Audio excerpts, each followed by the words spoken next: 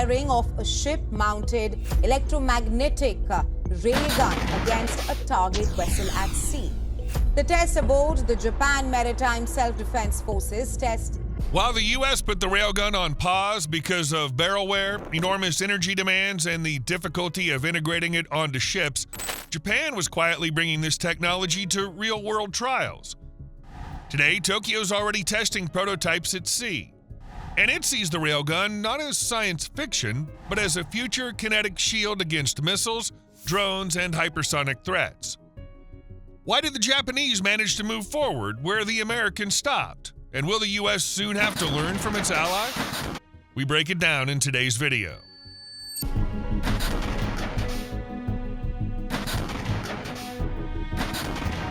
Like any gun from the future, a railgun is much easier to describe than to build. Conventional guns use a powder charge which burns, creates pressure, and pushes the projectile out of the barrel. A railgun, however, has no chemical propellant. The projectile is accelerated by a powerful electrical pulse passing through two conducting rails and creating electromagnetic force. This system provides enormous muzzle velocity and with it greater range, high kinetic energy, and the ability to strike a target without a traditional explosive warhead. But between beautiful physics and a ready combat system, in practice there's a huge engineering gap. First, the electrical pulse must not only be powerful but also controlled. A railgun needs to transfer a massive amount of energy to the projectile in fractions of a second, but do it predictably without current spikes, contact failure, overheating, or loss of control over the acceleration process. Second, the rails must not be destroyed after just a few shots. Otherwise, instead of a reusable gun, the fleet gets a real headache in the form of constant repairs to that same gun. Third, the projectile must not simply fly out of the barrel quickly, it must remain stable in flight. At hypersonic speeds, even the smallest errors in shape, misalignment when leaving the barrel, or aerodynamic loads can destabilize it. Roughly speaking, if the projectile starts tumbling or drifting off course, even the most impressive speed will not save it, and both accuracy and penetrating energy will drop sharply. Fourth, a high-energy weapon has to be built into a ship, which is a separate engineering challenge with an asterisk. It requires powerful electrical supply, large energy storage systems, a carefully designed cooling system, and most importantly, a huge amount of space. And if at a test range all of this can be placed around a stand, then on a ship every free foot, cable, and kilowatt has its price. And finally, the weapon must be quickly reloadable. If a railgun can fire an impressive salvo and then needs a long time to cool down and reload, its value as an air defense weapon is sharply reduced. Because in a real enemy attack, targets will come in groups, so the system critically needs repeatability, a fast cycle of preparation for the next shot, and durability capable of withstanding not a laboratory test, but an intensive combat load.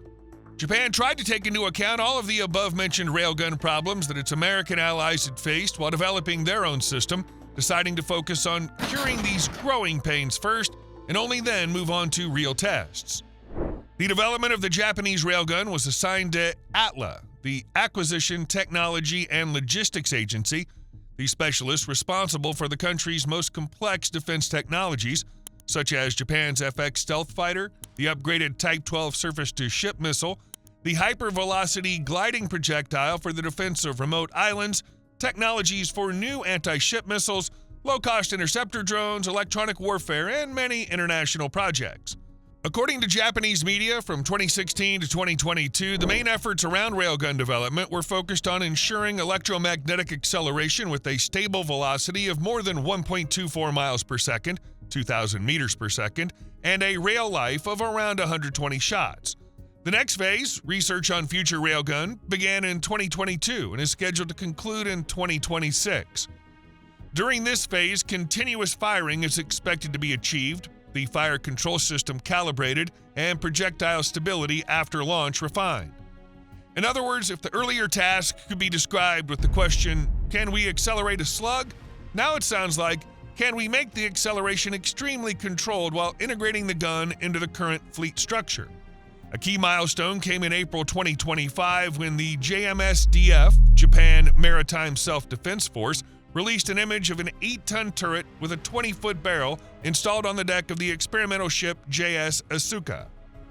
Behind the scenes were years of fundamental work, including ground tests of linear accelerators, experiments with rail materials, and a gradual increase in the system's service life, first to dozens, then to hundreds of shots. The political demand grew alongside it. By 2026, Japan's defense spending had approached the 2% of GDP mark, while hypersonic defense, unmanned systems, and new types of interceptors were identified among the priorities. Formally, this was a multi-purpose kinetic system, which in expert circles is increasingly being viewed as a potential intermediate layer of missile defense between exo-atmospheric interceptors such as the SM-3 and lower-tier systems like the Type 03 SAM. That is, the railgun's supposed to work against targets at medium distances, covering a certain hypersonic belt at a range of 10 to 75 miles. For now, such figures fairly seem too bold to many, but the same could be said about the railgun itself, could it not? By the early 2020s, the Japanese system was firing a 40mm projectile weighing around 2.2 to 4.4 pounds. The capacitor module was delivering a pulse of around 20 mJ, and muzzle velocity was reaching Mach 6 to 7. For comparison, a conventional 127mm naval gun would require a significantly longer barrel and completely different ballistic solutions to approach such speeds. The main enemy of this futuristic weapon was, is, and remains arc erosion of its rails. After the first runs in 2025, JS Asuka went to sea for a series of tests. Footage of a shot was published where, instead of a traditional muzzle flash, there was a cloud of sparks and plasma created by the system's operation. There were also reports of sea targets being hit at distances of several dozen miles. The only pity is that the exact firing parameters and results remain a mystery for now and circulate online mostly at the level of speculation and rumors. As for the rate of fire, today the shipborne system, with power measured in several megawatts, charges its energy storage units within several seconds, making it possible to fire in bursts at a rate of several rounds per minute. Yes, this is lower than the performance of conventional artillery, but the energy of each shot is incomparably greater. At DSEI Japan 2025 Defense and Security Equipment International, Mitsubishi Heavy Industries presented the concept of a unified module comparable in size to naval artillery mounts. Shipboard installation was considered, or more simply, the concept of how to fit a massive railgun into the hull of a combat vessel that's not an aircraft carrier. The problem is that a railgun's not just a gun, but a system consisting of three large parts. The barrel, mounted on the deck and visually resembling an artillery turret, energy storage units in the form of huge capacitors taking up considerable space inside the ship's compartments, as well as cooling and control systems which remove heat after each shot and control the pulse. However, for every railgun problem, there's an obvious advantage of this wonder weapon: the economics of a strike. Today, intercepting an enemy cruise missile with an SM-2 costs several $1 million, while the cost of an SM-6 salvo reaches $8 to $10 million. Against this backdrop, a railgun's kinetic projectile, priced from tens or even hundreds of thousands of dollars when gun operation is included, looks extremely attractive, even if these estimates are still preliminary. The balance in the region. For Tokyo, such a weapon would be an excellent way to compensate for the numerical superiority of China's PLA, the People's Liberation Army, against expensive missiles, including new Chinese anti-ship ballistic missiles such as the YJ-21. Cheaper kinetic interceptors could potentially be used, making Japan's air defense and missile defense architecture even denser. A prospect for allies. After the U.S. wound down its railgun program in the 2020s, the topic still did not disappear, gaining new life in separate research into directed energy weapons and high-speed kinetic systems. Against the background of successful tests by its Japanese allies, interest among U.S. command in continuing work on its own railgun will grow significantly. Moreover, in March 2026, information appeared that the U.S. Navy had conducted at least one new round of railgun live-fire tests at White Sands Missile Range. However, the documents clarified that the tests themselves took place in February 2025. In theory, a future JM-SDF ship will combine different interception layers, long-range SM-3 Block 2A systems for work outside the atmosphere, lower-tier systems such as SM-6 or Type 12 for aerodynamic targets, and the railgun as an additional means of destroying enemy targets at medium distances. Not to mention the obvious advantages of this gun when working against high-speed objects such as hypersonic missiles compared with any other more familiar naval weapon. However, the land of cherry blossoms, just like the land of the free, still faces the same challenges in the form of energy. Because even a 5-megawatt generator requires an expansion of the ship's electrical network, forcing it to sacrifice engine power or install a hybrid turbine. Thermal signature, because every shot is accompanied by a plasma cloud visible to enemy infrared sensors, so engineers will need to find some kind of absorber capable of hiding the barrel.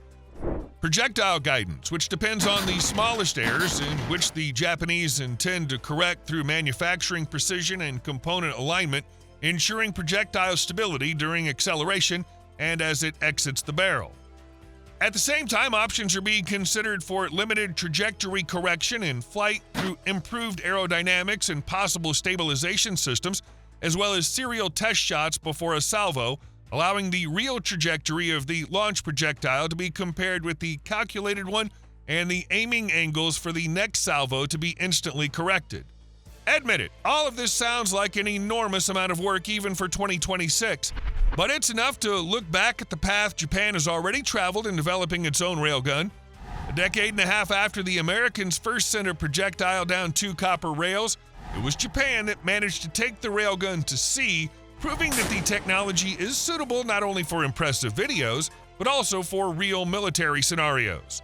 So don't be surprised if, at the moment the first serial module enters the docks of Yokosuka, we all wake up in a new military reality, where an overly cheap and fast kinetic bullet makes the old arithmetic of mutual missile exchanges simply unprofitable. Beijing will be forced to complicate trajectories or invent even more expensive electronic warfare tools.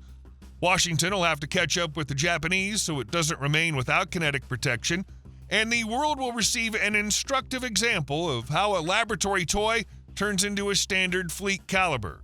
What do you think? Will we see a real railgun on one of Japan's vessels before the start of the 2030s? And more importantly, will this push the U.S. to continue work on its own gun? Be sure to tell us in the comments. Also, if you enjoyed the video, don't forget to leave a like, subscribe to the channel, and turn on notifications so you always stay connected. See you soon.